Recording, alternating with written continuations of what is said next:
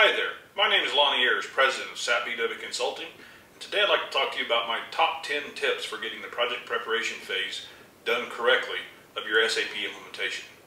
My first tip is to get SAP Solution Manager up and running. The installation is the job of a SAP Basis consultant, but you make it happen as the SAP Project Manager.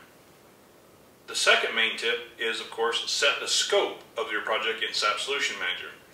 To do this, you will have to interpret the SAP Statement of Work, which may or may not correspond exactly to the available scope in the business repository of the SAP Solution Manager. This is where good judgment comes in.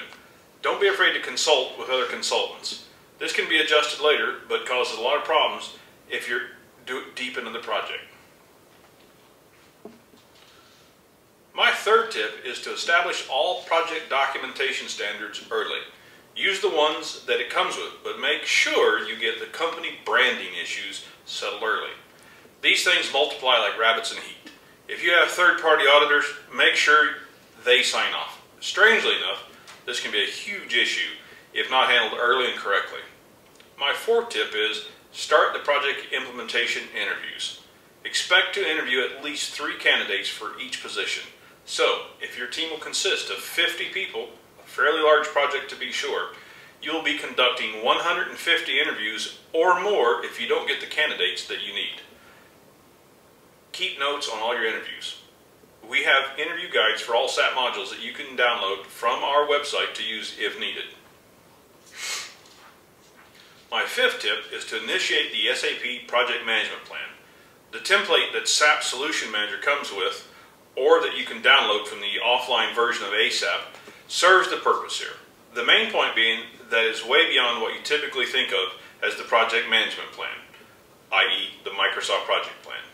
My sixth point is to install SAP, the Microsoft Project Enterprise version for SAP. You will need to also establish the technical infrastructure to exchange statuses via the email system, either Outlook or Otis Notes based.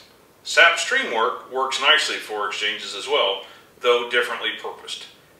As of this video's production, it was not fully integrated with SAP Solution Manager, but there's still a couple of workarounds that allow you to use it for this purpose. Your seventh tip is to conduct a proper project environment inspection.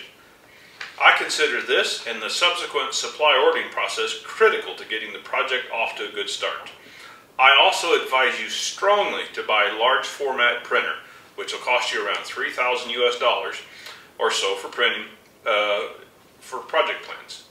Never buy off on the idea that you can have them printed off-site. It never works and everyone will suffer. My eighth point is get SAP best practices deployed.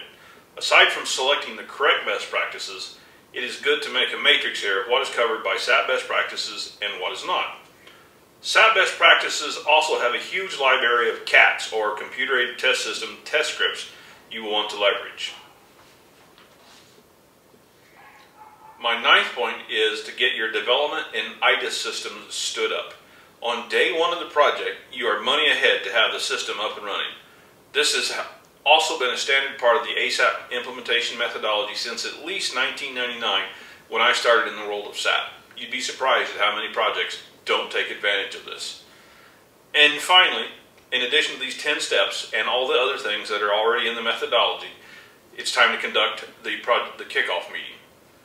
Do this with your customer. Review all documents and assumptions. The formatted kickoff will be the formal kickoff will be far more productive if you and the customer's PM team are speaking with one voice during the kickoff. More than one meeting may be required if it's a multi-site environment.